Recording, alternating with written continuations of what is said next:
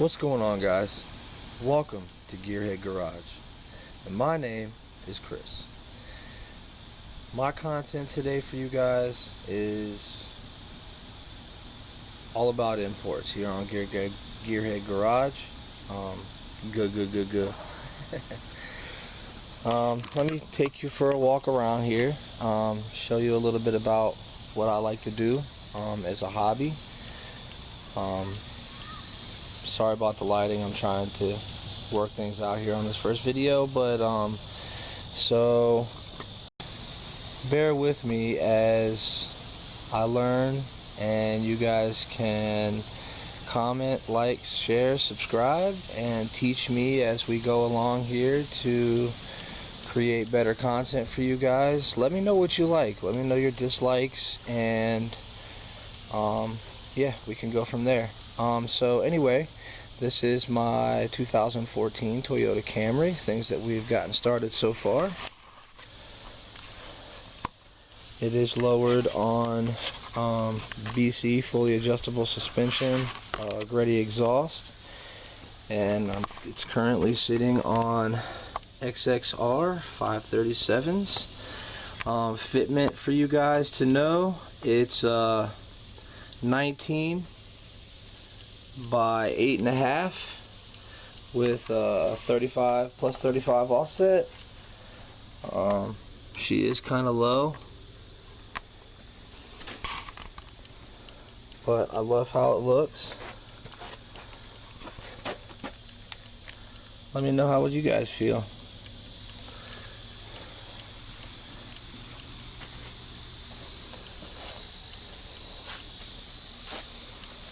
Looking pretty ill on these wheels, in my opinion. These wheels are from Fitment Industries. Sorry it's kind of dusty. It's been kind of dry here in Virginia, and my dirt road is left her kind of dusty. I guess I could have cleaned it for you guys.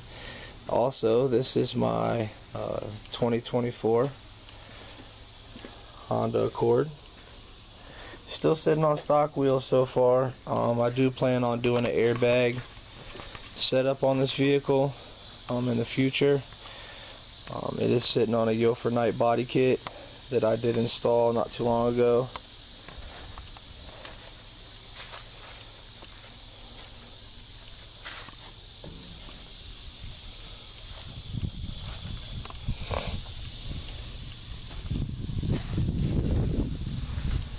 It is on custom tail lights, Yo for Night rear spoiler. Like I said, sorry, it's just kind of dusty. Done the rear spoiler. She is wrapped in a little carbon fiber. This is not real carbon. It is stick-on carbon. The car is still under warranty, so I kind of wanted to be careful about adding too much to it, and the fears that avoid the warranty. But my pride and joy is over this way. This is a little project I'm working on for the project in the garage here. We'll get into that more in a moment. But back here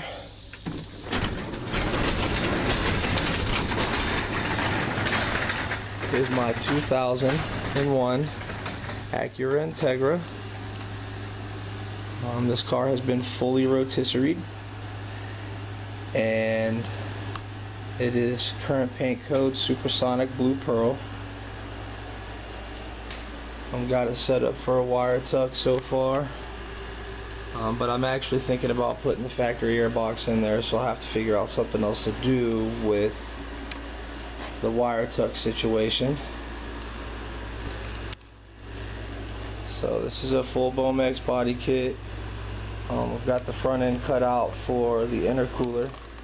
The piping will actually come out here and go back in for the intercooler. AR carbon fiber. So far, things that I have done: brakes and rotors.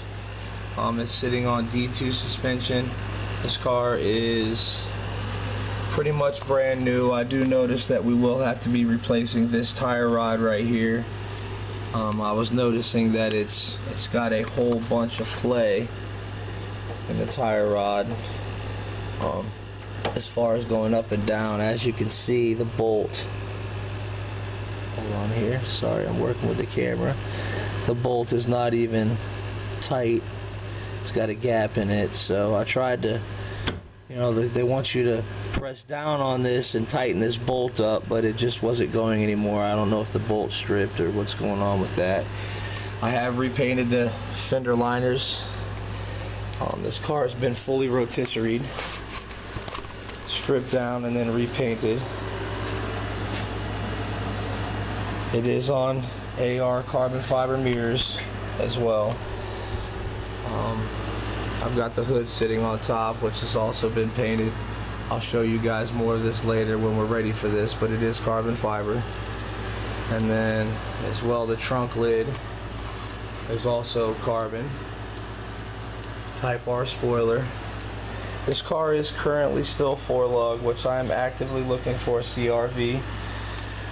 B series would be preferable. I'd like to convert to 5-lug and hopefully do an all-wheel drive swap. Back over here I do have my roll cage. You know, I'm thinking about actually painting that supersonic blue pearl. Let me know what y'all think about that, by the way, because I'm really not sure if maybe it's too much supersonic blue pearl, but you know, I was just wondering if maybe that's something that I should do.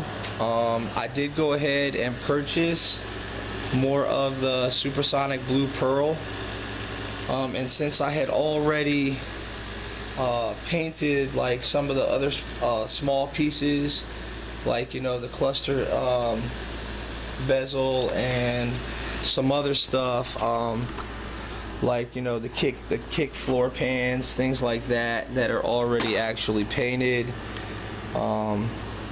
I've already kind of done the dash for the interior. I do still have another one that's in kilometers. This one's actually in miles per hour, but this one's actually in kilometers. Let me know how you guys feel about this as well. Maybe I should just run this factory one right here, or if I should just go ahead and, you know, run with this one. This is my intercooler right here. So the wheels to the vehicle are actually located here. I'll get in more to these wheels later on. Not quite ready to put these on yet. I'm still working on, you know, trying to get the bottom of the car completed, which you guys will get into that with me as well later on. I actually purchased the Evil Energy fuel line kit for the vehicle. Really haven't had a chance to start installing it yet, which would be great because I want you guys to be with me for that. So small things have been done. The fuel system to the car, let me get a little closer for that so you guys can take a little side note from the current content that we got going on here. A little cold start action for you guys.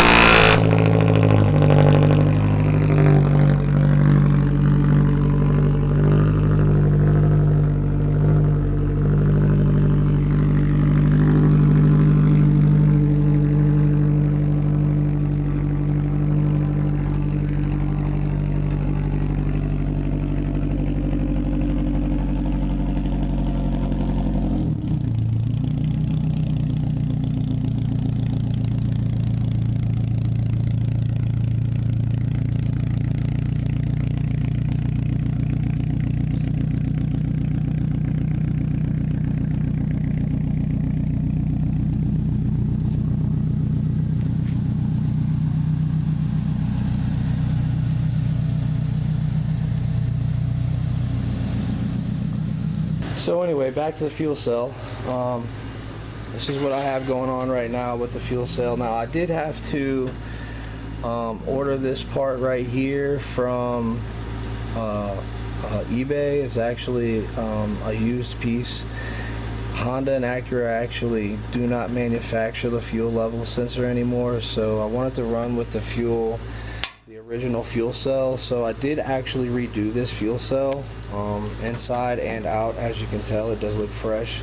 I was able to source a new fuel pump, and inside here I do have a Walbro E85 pump that I did install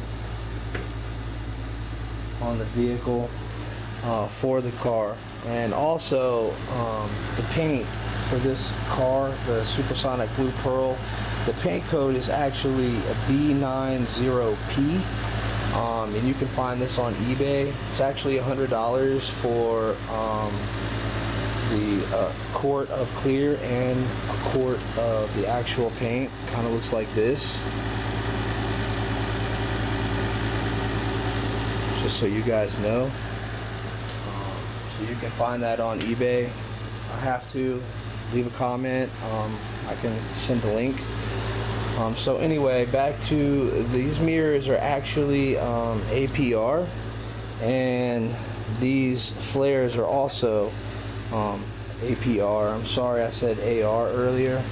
Not perfect, but things happen. So anyway, so back to the dashboard now. So this is what I currently have done with the dash.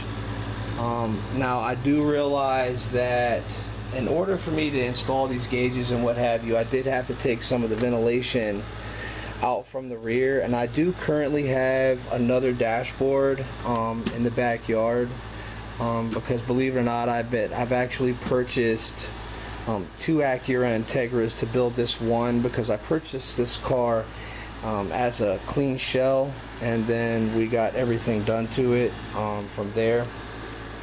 But you know, I just really kind of want to put some of the ventilation, at least have these two operational for heat, and then I think I'm going to do electric AC and electric power steering, because, you know, things are so far advanced nowadays we can do that.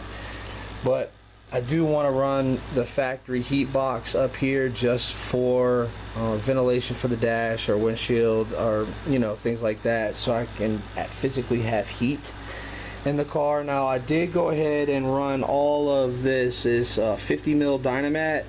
Now I know once we dry blasted and took out all the sound deadening from the factory, you know, I could have just refilled those areas with